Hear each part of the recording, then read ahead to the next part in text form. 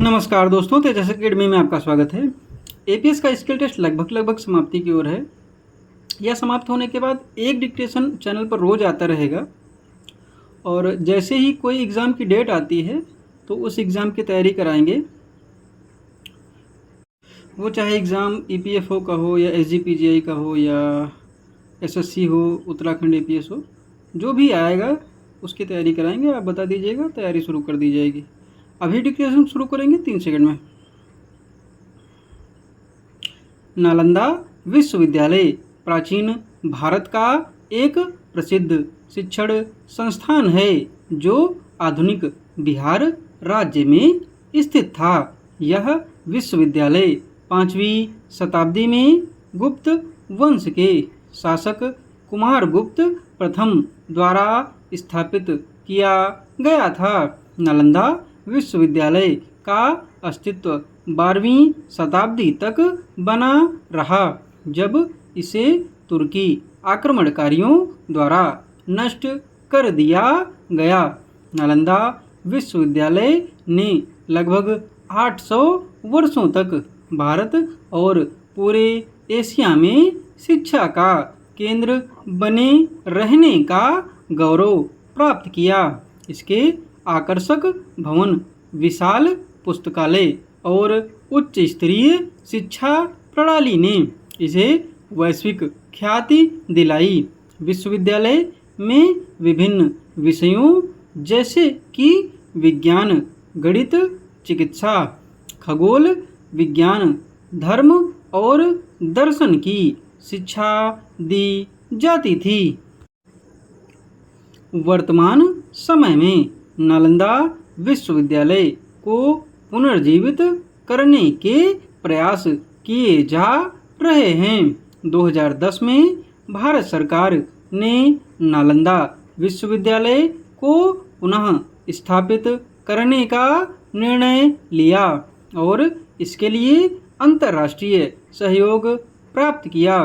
नई नालंदा विश्वविद्यालय का उद्देश्य प्राचीन शिक्षा प्रणाली की परंपराओं को आधुनिक संदर्भ में पुनर्जीवित करना है। नालंदा विश्वविद्यालय प्राचीन भारत की शैक्षिक विरासत का महत्वपूर्ण हिस्सा है। यह ज्ञान और शिक्षा के प्रतीक के रूप में सदियों तक स्मरणीय रहेगा। नालंदा विश्वविद्यालय की पुनर्स्थापना न केवल भारत के लिए बल्कि पूरे विश्व के लिए एक महत्वपूर्ण कदम है, जो वैश्विक शिक्षा और संस्कृति के आदान प्रदान को बढ़ावा देगा। बिहार भारत का एक ऐसा राज्य है जो प्राकृतिक आपदाओं, विशेष रूप से बाढ़ से अक्सर प्रभावित होता है। गंगा, कोसी, गंडक, बागमती आदि नदियों के प्रवाह से बिहार के विभिन्न क्षेत्रों में प्रतिवर्ष बाढ़ की समस्या उत्पन्न होती है।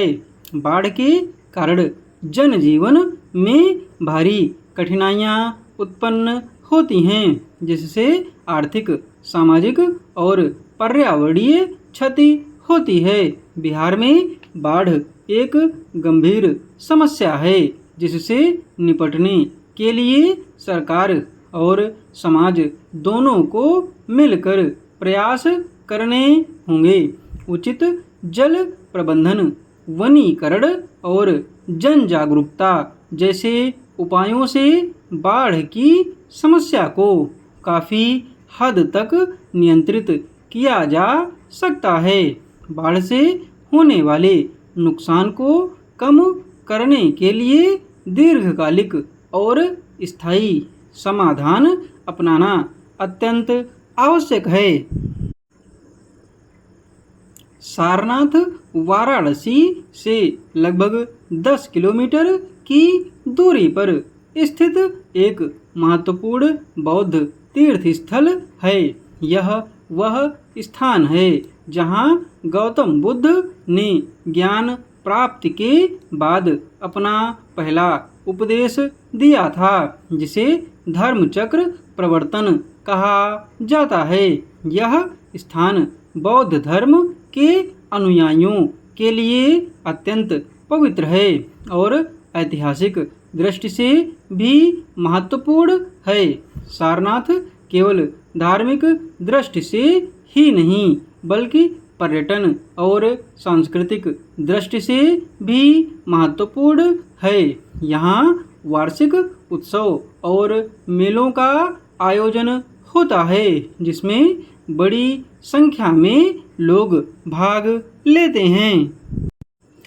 भारतीय और विदेशी पर्यटक यहाँ की अद्वितीय स्थापत्य कला, मूर्तिकला और ऐतिहासिक धरोहरों को देखने आते हैं। डिक्टेशन की पीडीएफ आपको टेलीग्राम पर मिल जाएगी। टेलीग्राम चैनल का लिंक डिस्क्रिप्शन बॉक्स में दिया हुआ है।